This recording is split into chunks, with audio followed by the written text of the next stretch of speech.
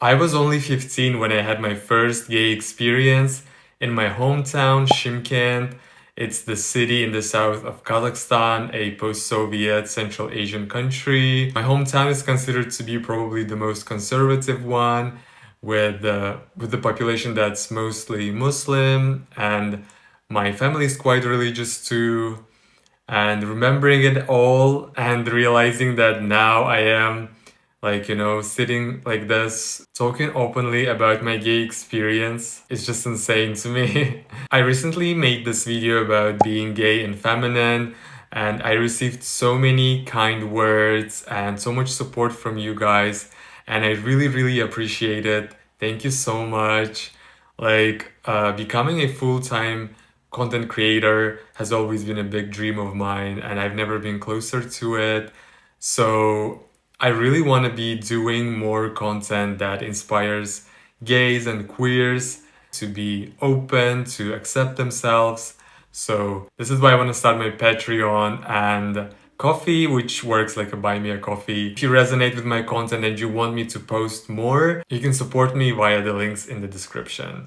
Thank you so much. So this first gay experience happened back to 2011-ish. I was like around 15. Back then, we all in Kazakhstan were using this Russian social media, and that social media had the dating service like incorporated into it. It wasn't like a common thing for everyone to use, at least I mean like among school stars of my age. And I only found out about just randomly, like I was just like clicking on all the links on the website, and I found that dating service. And like what's insane to me right now is that I was literally underage. And I don't know, I don't remember, maybe I lied about my age, but I feel like it was the website where your main page where they knew that I was underage is linked to this dating service. It's like the same sort of profile thing, but yeah, like I was still using it. And what was crazy to me is that back then, like this website had this filter where you could state that you're a man and you're looking for a man. Even crazier, I had my own photos. Like, oh my god. Like, I don't know, like, I'm just remembering it all. I'm like, wow, I was that brave. Or maybe, like the internet culture was different. Maybe it wasn't as dangerous back then to be online because people were barely online. Like, I don't know. So I remember I was talking to different people, and there was this guy, and guys, you'll be like, what the hell? He said that he was 28.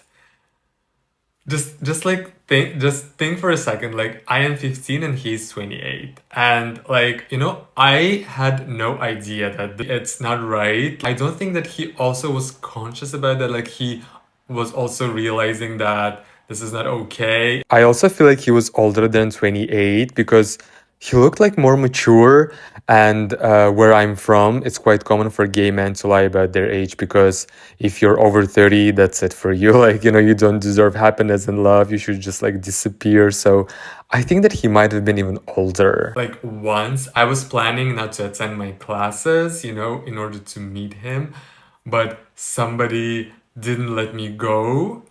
Like we had these like I don't know, sort of people. It usually were like school students. They were controlling so that nobody runs away from classes. So somebody like that didn't let me go. I feel like we were texting for several months, and I just remember him saying me things like, oh my god, you're so beautiful, you're the most beautiful boy in the city. And like one day we decided to meet, and like literally I was literally living with my parents, right? Like, and he didn't even live in the city, he lived outside of the city. And he took a taxi and he came, and we didn't have anywhere to meet, so it was like around May, I guess, May, June. So it was very warm, like, outside. So we just went to this. Oh my God, this is so crazy. We just went to this, there was this clinic not far from my home, and that clinic had some sort of like a park, like there were just like some trees. Basically, there were places where you could kind of hide.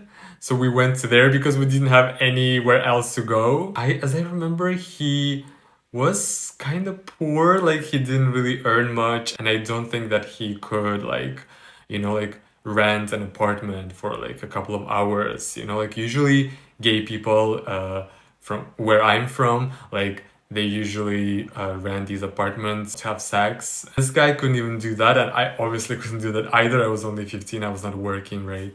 And we just met there. And oh my god, guys, the crazy fact, before we met, I didn't even see his photo. Can you freaking imagine that? Like, I didn't know how he looks like because he was refusing to send me his photos because like obviously like he's closeted and he was afraid, couldn't trust me, right? Like fully, he was afraid that I would probably leak his photos or like blackmail him. And he didn't send me anything, but he saw my photos, obviously. I didn't even know how he looks like, and I still went to meet him. And it was the night, like literally, it was in the evening. I lied to my mom. I said that I'm going to, and like, we had like, it was the exams time back then at the school, like, we had some examinations.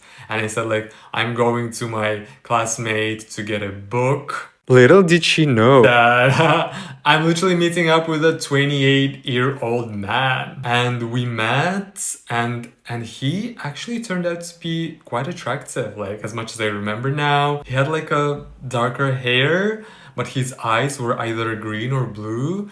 And he was like mixed, and he also had a nice body, like I don't know if he was working out back then or he just naturally had this like very like manly body. He was like taller than me, and he was also hairy, like in the sense that he had like a hairy chest, hairy hands, like. So we went to this park. He kept on complimenting me, and we started kissing, even though this was literally illegal, right? I mean, taking into account the age gap and that I was underage, but everything happened like consensually, like I gave consent to everything. I mean, like, of course, like we can look at the situation in the way that I was underage. I didn't have this full like agency over like my body, myself. Like I mean, like I wasn't.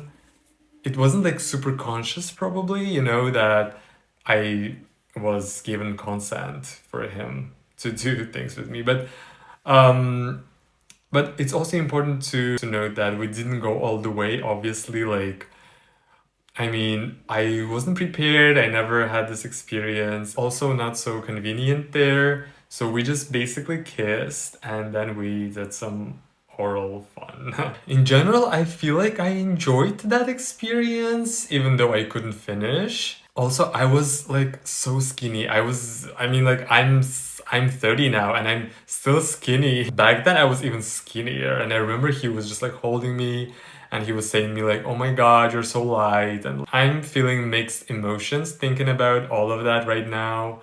But I mean, it is what it is. It just happened. I just think that I was lucky enough that nothing bad happened. Like anything could happen. Like it was 2011 in a homophobic country city. Like remembering it now, I was just like, oh my god, this is crazy. Like I was that open and like extroverted and brave back then. And like this is why it's so bad that we live in a homophobic society and that kids can't really come out to their parents because they're afraid, like they're scared that their parents would like be mad and like even make it worse. It was just like, yeah, it was so maybe kind of irresponsible from my side to go to meet that man and like do all of that stuff with him.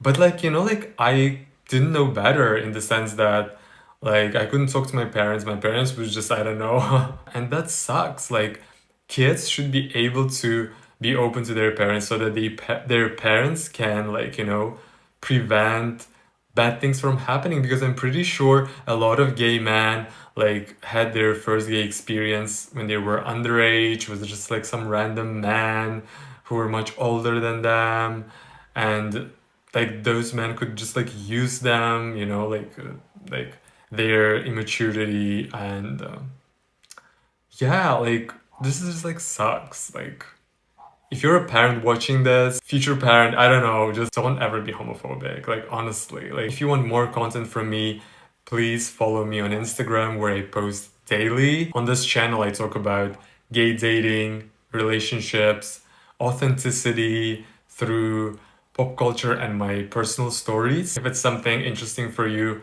please subscribe to my channel and give this video a thumbs up. Somewhere here is another video of mine that you can check out. And also tell me about your first gay experience, how old you were, how it went. Like, I'm super curious and waiting for it in the comments. And I hopefully see you soon. Bye!